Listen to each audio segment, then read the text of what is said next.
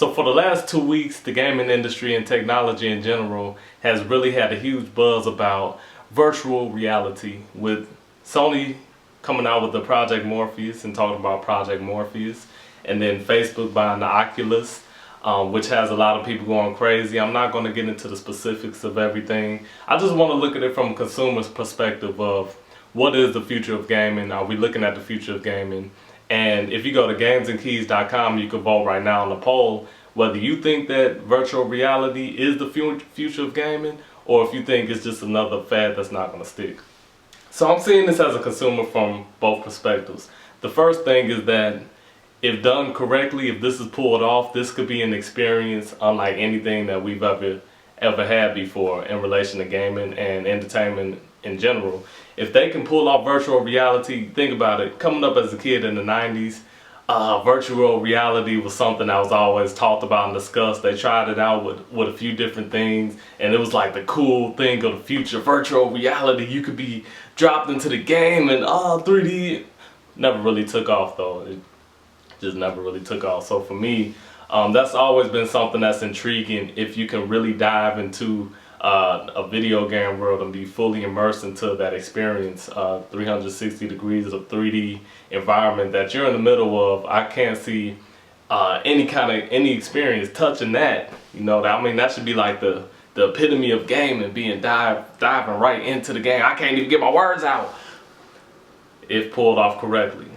Now the flip side of that, and this is what I have my reservations with virtual reality gaming, is that it's, from my personal experiences, it seems that the more that the gamer is required to do, the more peripherals that are needed, the less likely it is for it to be sustained over a long period of time. For example, motion controls. Everybody loves the Wii. When you first get the Wii, it's like, oh, I got the control, I got the nunchuck, I'm moving around, I'm doing all this stuff. But then after a while, you know, get out the Wii and you get to a game, you're like, oh, I gotta plug in the nunchuck, then you gotta go find it. I don't even know what my nunchuck is, so I wanted to, I think boxing, no, I wanted to play Bully not too long ago, and I couldn't find my nunchuck, and I probably wouldn't have felt like getting up and getting it anyway.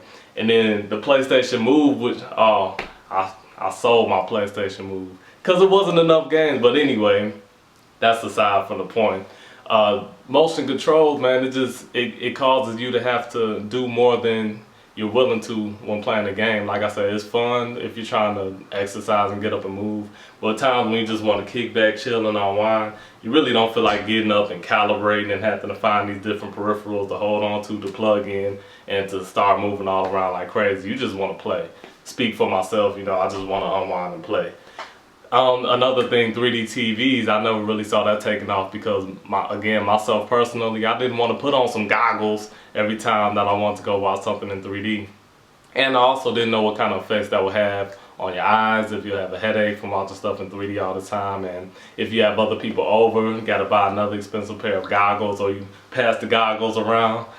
I just didn't see that taking off. I don't know if that's the reason it didn't take off. Again, I'm not getting into the details of everything that went on, just speaking from a consumer perspective. So with the virtual reality headset, you got to put the headset and the goggles on.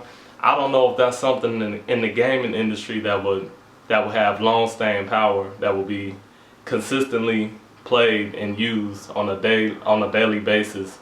Having to go and grab the headset, you know, the goggles to put on and everything. And then in addition to that, if it is fully 3D, if it's 360, you have to look all around, look up, down, turn around to somebody behind you. I just don't see, again, speak for myself, I wouldn't want to do that if I'm just trying to unwind and play a game. I'm not trying to be doing all this twisting and spinning around and turning my head and everything all around with this thing on my face. So I don't know. I really don't know. I'm so curious what the consumers are wanting, what the consumers are expecting. What do you think? There's a nice comment section right now that's just screaming for you to leave a comment, you know, because no, I really do want to know what you think. I want to know which side people are leaning towards, if this virtual reality thing, if it can work and if it can stay. You know, I know there's a lot of factors going into it, but what do you want? What do you desire? And what do you think is the future of gaming? Leave a comment below. Come back every Monday. I'm going to try to do a vlog or some kind of topical video every Monday. Every Wednesday I'll be trying to put out a new video game piano tutorial. I think I know what I'll do on Wednesday. I'm not sure yet, but come back on Wednesday, there'll be a new tutorial. And Friday, I'm going to send you to every weekend with some kind of creative project that has to do with music and video games. I've been doing instrumentals and putting myself in the video game with the videos I've been doing. So I'll just continue to do creative things. So yes, keep coming back to the page. Please like, subscribe if you haven't already, share with your friends, share the love. I'm MightyJoeW and I'm out. Peace.